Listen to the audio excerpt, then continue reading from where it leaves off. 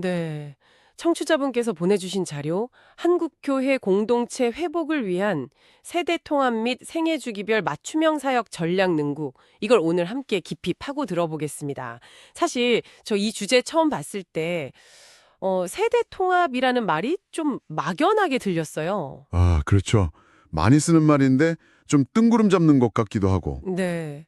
마치 그 한밤중에 배 두 척이 서로 불빛만 보고 그냥 쓱 지나가는 것처럼 같은 공간에 있어도 각자 갈 길 가는 두 세대를 어떻게 연결할 수 있을까? 그게 핵심 질문이겠죠. 와, 비유가 아주 정확한데요.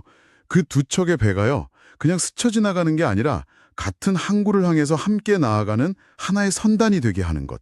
바로 그게 이 자료가 던지는 화두입니다. 아, 선단이요? 네. 특히 한국 사회의 그 급격한 고령화랑 저출산이라는 거대한 파도 속에서 기존의 방식으로는 이제 더 이상 공동체가 유지되기 어렵다. 이런 절박한 진단에서 출발하고 있어요.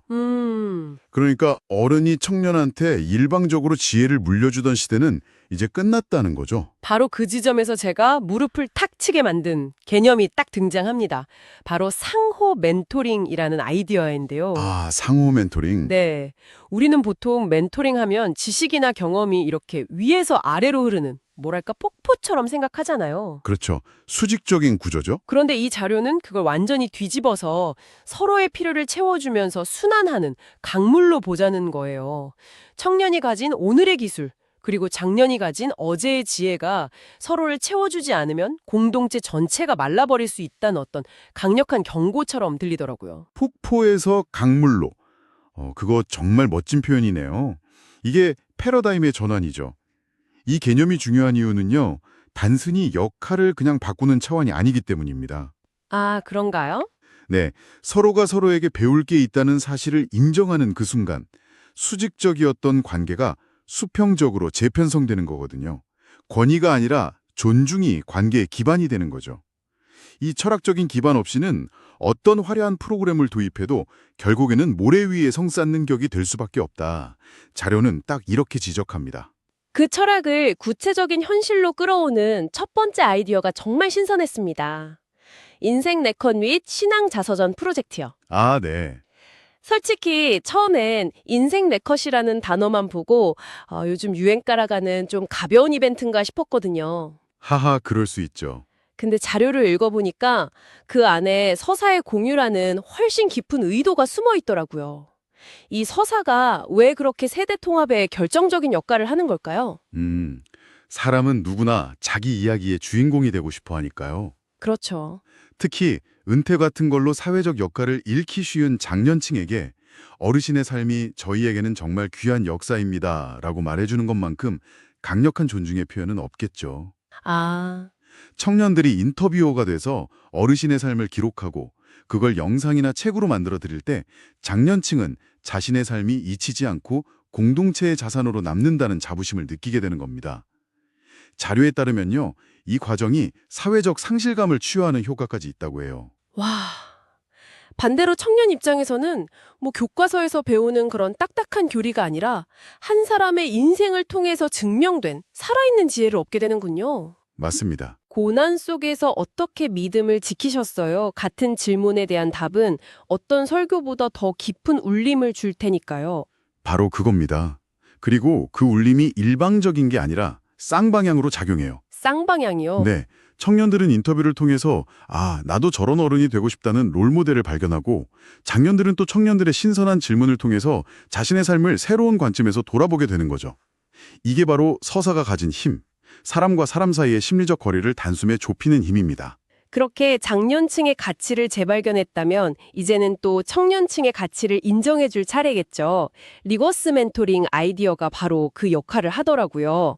리버스 멘토링. 네. 말 그대로 이제 젊은 세대가 어르신들께 스마트폰 활용법이나 키오스크 사용법 같은 디지털 기술을 가르쳐 드리는 건데 이게 단순히 기술 교육 이상의 의미를 갖는다고요? 그럼요. 이건 교회 내 전통적인 권위 구조에 아주 건강한 균열을 내는 작업이라고 볼 수 있습니다. 건강한 균열이요? 네. 항상 가르치는 입장에만 있던 장년층이 배우는 자리로 내려오고 배우기만 하던 청년층이 자신의 지식으로 어른들을 돕는 주체가 되는 경험이니까요. 장년층은 디지털 세상 세상에서 고립되지 않고 세상과 소통하는 법을 배우고요. 청년들은 내 지식이 공동체에 실질적인 쓸모가 있구나 하는 강력한 효능감을 얻게 됩니다. 이거는 비단 교회만의 얘기가 아닌 것 같아요. 저희 회사에서도 신입사원들이 임원분들께 최신 소셜미디어 트렌드나 마케팅 툴을 가르쳐주는 프로그램을 하거든요. 정말요? 네, 처음엔 다들 어색해하시던 임원분들이 나중엔 더 적극적으로 질문하시더라고요. 세대를 넘어서 서로에게 필요한 존재가 된다는 느낌, 그게 핵심인 것 같습니다. 자료에서도 바로 그 점을 강조합니다. 교회가 더 이상 지식을 주입하는 학교가 아니라 모든 세대가 함께 배우고 성장하는 러닝 커뮤니티로 변모하는 순간이라는 거죠. 서로의 필요를 채워줄 때 비로소 진정한 공동체가 시작되는 겁니다. 이렇게 서로의 가치를 교환하는 또 다른 멋진 방법이 바로 음악에 있더라고요. 사실 음악만큼 세대 차이가 극명하게 드러나는 영역도 드물잖아요. 정말 그렇죠. 어르신들의 귀에 익숙한 찬송가하고 청년들이 선호하는 현대적인 CCM 사이의 간극이 상당하죠. 그래서 자료는 세대연합 찬양팀이라는 어찌 보면 당연하지만 실행하기는 또 어려운 해법을 제시합니다. 네. 이게 단순히 인원을 섞는 게 아니라 각 세대가 잘할 수 있는 역할을 명확히 부여하는 게 핵심입니다. 역할을 나눈다. 네, 예를 들어서 청년들은 일렉기타나 그럼 같은 리듬 파트, 그리고 음향 기술을 담당하고 장년층은 수십 년간 다져온 그 풍부한 화음과 보컬의 깊이를 더하는 식이죠. 각자의 장점을 극대화하는 거군요. 각자 자기 소리만 내세우면 불협화음이 되지만 서로의 소리에 귀를 기울이고 조화를 이룰 때 비로소 아름다운 음악이 완성되는 것처럼요. 이 과정 자체가 공동체 통합의 원리를 보여주는 아주 강력한 상징이 될 수 있겠어요. 맞습니다. 음악은 세대 통합의 원리를 가장 잘 보여주는 상징적인 영역이에요. 서로 다른 음악적 언어를 이해하고 수용하는 과정 자체가 강력한 영적 일치감을 형성하죠. 저 장로님의 묵직한 베이스톤이 우리 팀 사운드를 꽉 채워주는구나. 또는 저 청년의 기타 리프가 찬송가를 이렇게 세련되게 만들 수 있구나. 하고 서로를 인정하게 되는 겁니다. 아이디어가 굉장히 현실적으로 다가왔어요. 오픈 테이블. 네. 딱딱한 성경 공부 모임 대신에 캠핑, 독서, 베이킹 이런 취미를 기반으로 한 소그룹을 만들자는 거잖아요. 현대 청년 세대의 특징을 아주 정확히 파고든 접근입니다. 이들은 어떤 목적을 가진 경직된 관계보다는 공통의 관심사를 통해서 형성되는 느슨한 연대를 선호하거든요. 맞아요. 캠핑 가서 밤새 불 피워놓고 이야기하다가 혹은 같이 빵을 만들다가 자연스럽게 삶의 깊은 고민과 신앙적 질문으로 대화가 흘러가게 만드는 거죠. 교회의 문턱을 확 낮추는 효과도 있겠네요. 신앙이 없는 친구한테 교회 가자라고 말하는 건 좀 부담스러운데 같이 러닝크루 할래? 또는 베이킹 클래스 있는데 같이 갈래? 라고 말하는 건 훨씬 쉽잖아요. 바로 그 지점입니다. 하지만 자료에서 한 가지 중요한 경고를 덧붙여요. 어떤 경고죠? 이런 모임이 단순한 취미 동호회로 전락하지 않으면 그 안에 신앙적인 가치를 녹여낼 수 있는 리더의 역할이 매우 중요하다는 겁니다. 대화를 통해서 참여자들의 삶의 고민을 신앙의 언어로 해석해주고 그들의 필요를 영적으로 채워줄 수 있는 역량이 필요하죠. 재미와 의미, 이 두 마리 토끼를 다 잡아야 하는 어려운 과제입니다. 청년들의 또 다른 트렌드인 갓생을 활용한 아이디어도 흥미로웠습니다. 갓생? 네, 부지런하고 생산적인 삶을 추구하는 갓생 문화를 신앙적으로 재해석해서 새벽 기도나 성경 필사 같은 활동을 SNS 챌린지 형태로 진행하는 거죠. 뭐랄까, 신앙을 좀 힙하게 만드는 시도랄까요? 개인의 성취와 자기 개발을 중요시하는 세대에게 신앙이 낡고 고루한 게 아니라 당신의 갓생을 도와주는 훌륭한 도구가 될 수 있습니다. 라는 메시지를 주는 거예요.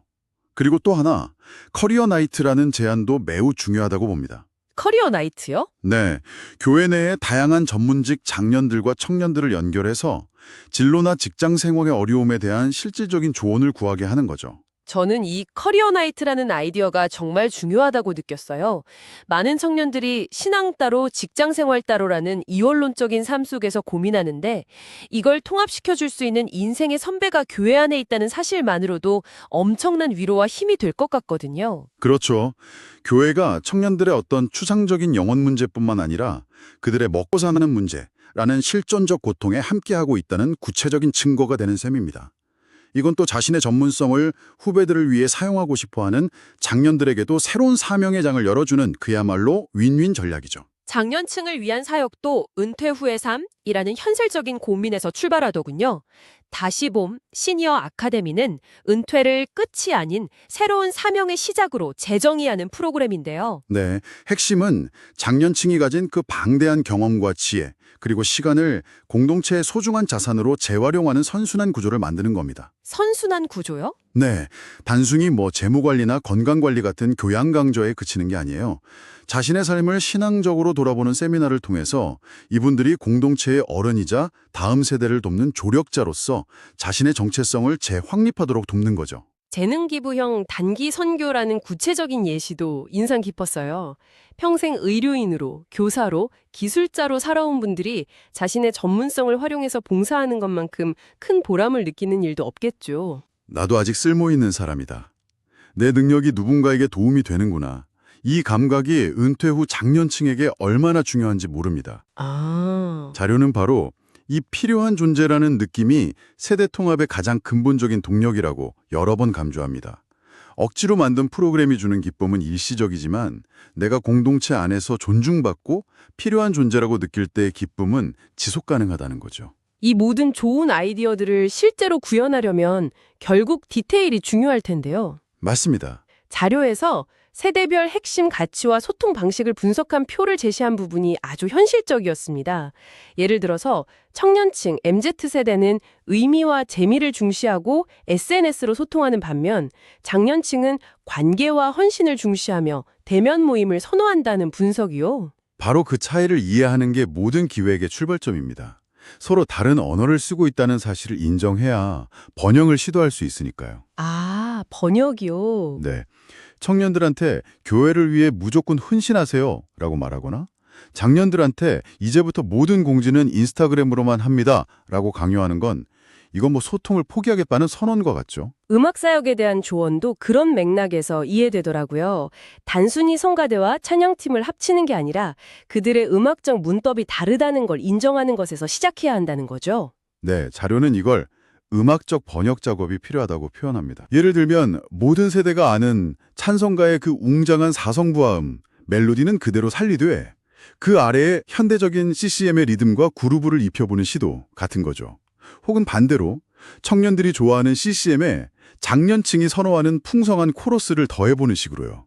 어느 한쪽의 유산을 없애는 게 아니라 서로의 것을 존중하면서 재해석하는 창의적인 노력이 필요하다는 겁니다. 이런 기술적, 전략적 고민이 세대 통합의 지속 가능성을 만든다고 보는 것이죠. 오늘 살펴본 자료는 한국 교회가 마주한 위기를 진단하는 데서 그치지 않고 상호 멘토링이라는 철학적 기반 위에 서사 공유와 맞춤형 접근이라는 매우 창의적이고 실용적인 대안들을 촘촘하게 쌓아 올리고 있습니다. 네, 궁극적으로 이 자료가 말하는 건 세대 통합이 단발성 프로그램이 아니라 공동체 전체의 문화로 자리 잡아야 한다는 겁니다. 문화로요? 네, 청년이 장년을 그냥 지나간 세대가 아니라 지혜의 선배로 존중하고 장년이 청년을 가르쳐야 할 미숙한 대상이 아니라 변화의 동반자로 인정하는 문화. 이것은 당연히 단기간에 이룰 수 없는 아주 긴 호흡의 여정일 겁니다. 이 분석이 당신에게 어떤 영감을 주었나요? 자료는 세대 통합이 더 이상 선택이 아닌 시대적 소명이라고 끝맺습니다. 처음에는 한 종교 공동체의 내부 보고서라고 생각했는데 이렇게 쭉 듣다 보니 우리 사회 전체의 이야기처럼 들리네요. 그렇죠. 모든 공동체에 적용될 수 있는 이야기죠. 여러분이 속한 직장에서, 가정에서 혹은 다른 어떤 공동체에서 서로 다른 세대의 경험과 지혜를 엮어 어떤 새로운 이야기를 만들어갈 수 있을지 한번 생각해 보시는 건 어떨까요?